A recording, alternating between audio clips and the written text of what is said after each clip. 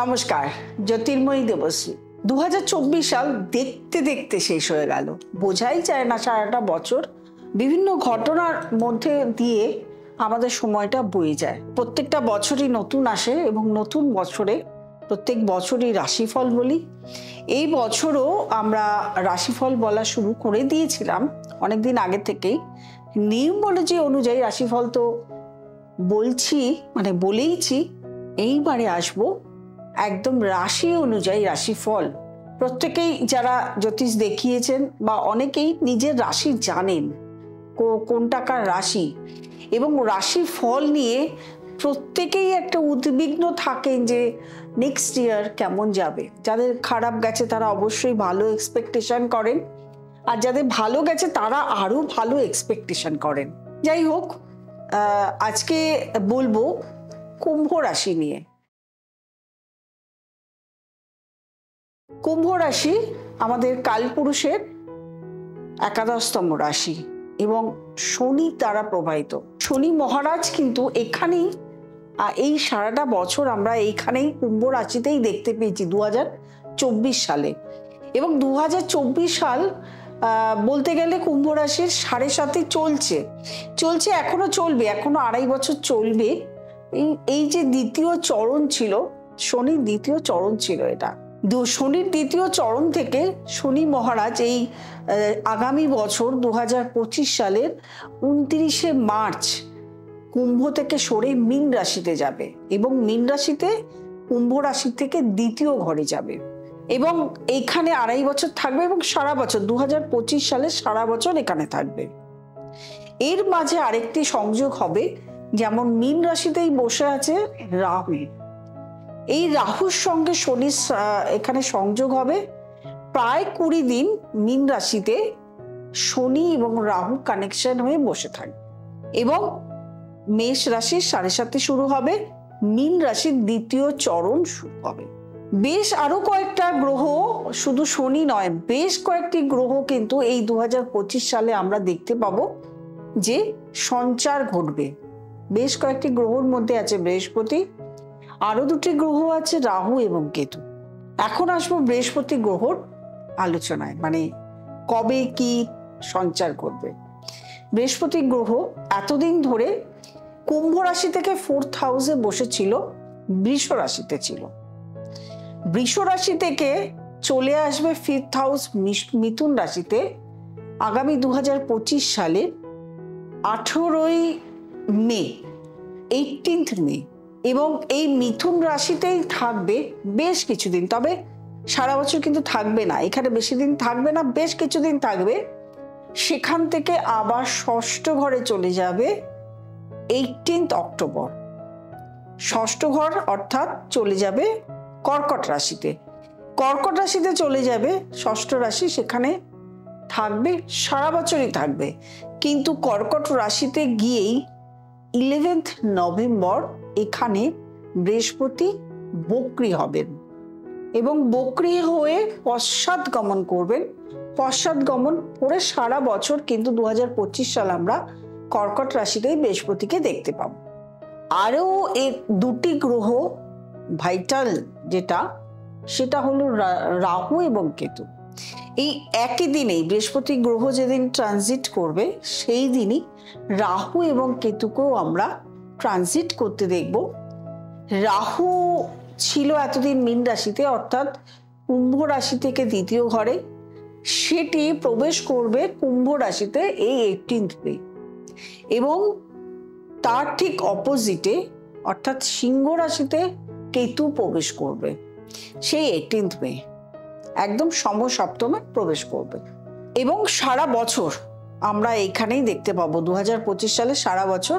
এবং প্রত্যেকেই জানেন যে রাহু এবং কেতু বক্র গমন করেন, সিংহ রাশি হয়ে বক্র গমন, এদের সারা বছরই বক্র গমন থাকে।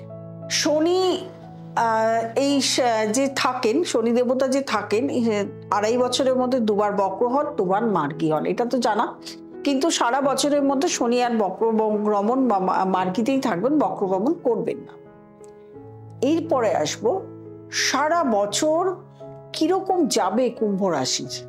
সেই নিয়ে রাশিফল ভালো যাবে না খারাপ যাবে, কোন দিকে ইমপ্রুভ করবে, কোন দিকে তার অবনতি হবে, কোন দিকে সচেতন থাকতে হবে, পুরোটাই কিন্তু কুম্ভ রাশির জাতকদের এবং জাতিকাদের এবং কুম্ভ রাশির লগ্ন যাদের তাদের। প্রথমত বলবো, যখন 7.5-এর তৃতীয় চরণে চলে যাবে, অর্থাৎ শনি যখন পাস করে যাবেন, সুতরাং কুম্ভ রাশির জাতক জাতিকাদের যতটা সময় এই 2.5 বছর 7.5-এর যে পিরিয়ডটা যে চাপের মধ্যে ছিল, সে চাপ থেকে কিন্তু অনেকটাই এখন মানে একদম চাপ সরে যাবে। মাথার মধ্যে যে একটা চাপ ছিল অর্থনৈতিক দিকের, শারীরিক দিক, পারিবারিক দিক, সেই চাপটা কিন্তু এখন আপনারা আর পাবেন না, অনেকটাই সেখান থেকে রিলিফ হয়ে যাবে।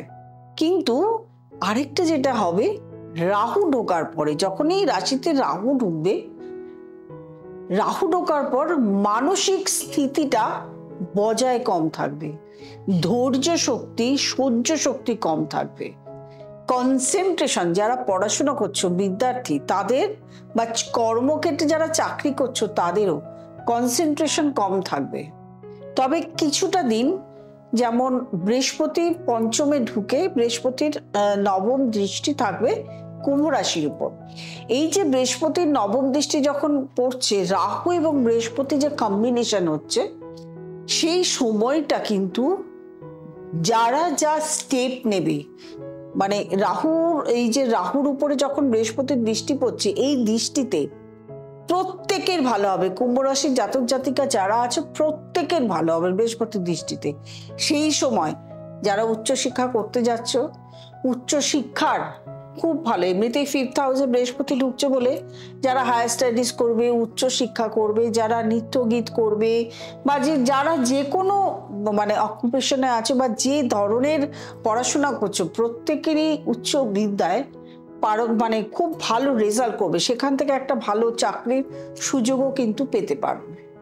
এবং বৃহস্পতির দৃষ্টি যখনই লগ্নে বা রাশিতে পড়ছে, সেই সময় একটা ভালো ডিসিশন, মানে তুমি কি করবে, রাহু আসার পরে একটা তো কিং কর্তব্য বিমূঢ় হয়ে যাবে, কি করবে কি করবে না, এই যে একটা ডিসিশন বৃহস্পতি যখনই পড়বে তখন একটা ভালো ডিসিশন, শুভ একটা সুযোগ আসবে এবং শুভ চিন্তাধারা তোমাদের মনে আসবে।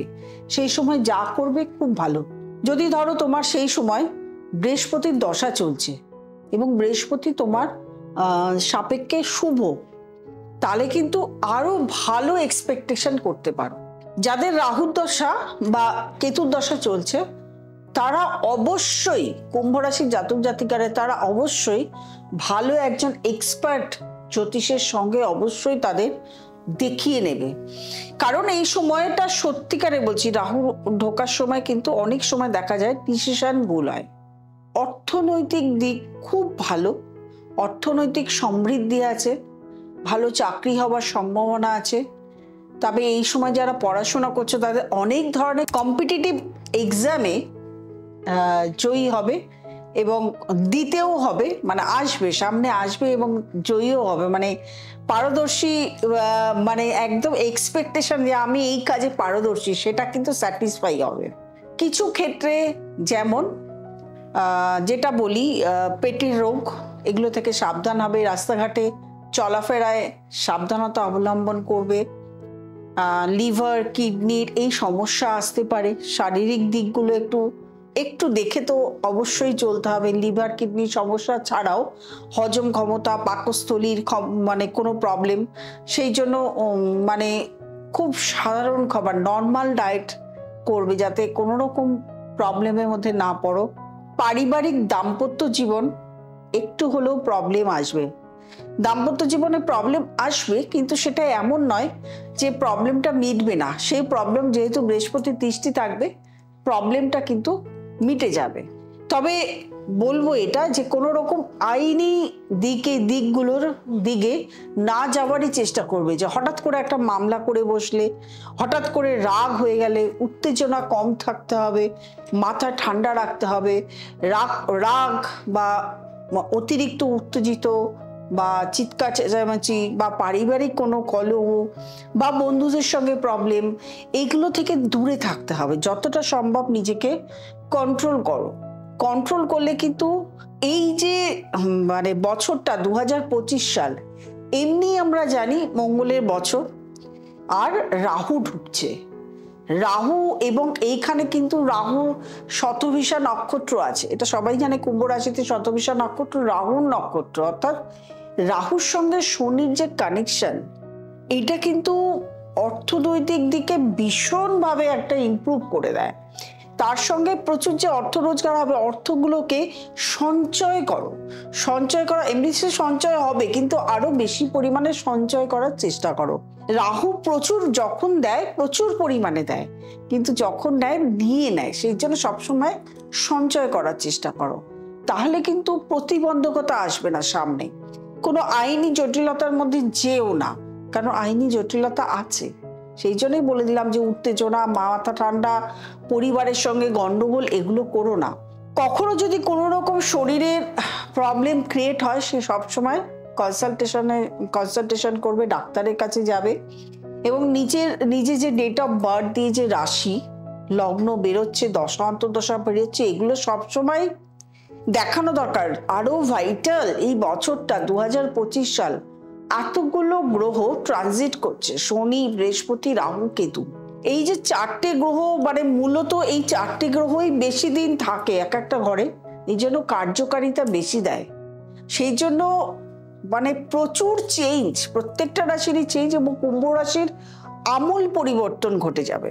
তার জন্য একজন ভালো অ্যাস্ট্রোলজারের কাছে গিয়ে পরামর্শ নেওয়া। যারা পরামর্শ আমার কাছে নিতে চাইছো, নিচে স্টলে যে নাম্বারটি আছে, সেই নাম্বারটিতে ফোন করে বুকিং করে চেম্বার অথবা অনলাইন কনসালটেশন অবশ্যই নিতে পারো। ফোন করে জেনে নিতে হবে কোথায় কোথায় চেম্বার আছে, কি বৃত্তান্ত, আর অবশ্যই কনসালটেশন দমদম, হাওড়া, কসবাহালতু এবং তার সঙ্গে শ্যামবাজার। নতুন চেম্বার শুরু হবে ব্যারাকপুরে। তো এই সমস্ত জায়গায় কবে কোথায় কি বসছি, এটা অবশ্যই একটু জেনে নেবে, ফোন করে জেনে নেবে, বুকিং করে নেবে, তারপরে চলে আসবে। আর যারা প্রোগ্রাম দেখছো তাদেরকে অবশ্যই বলবো সাবস্ক্রাইব করবে। নতুন যারা দেখছো সাবস্ক্রাইব করবে, লাইক করবে, কমেন্ট করবে, শেয়ার করবে, আর নোটিফিকেশন অল বেলটি প্রেস করতে ভুলবে না। নতুন বছরে প্রত্যেকে ভালো থাকো, আনন্দে থাকো। নমস্কার।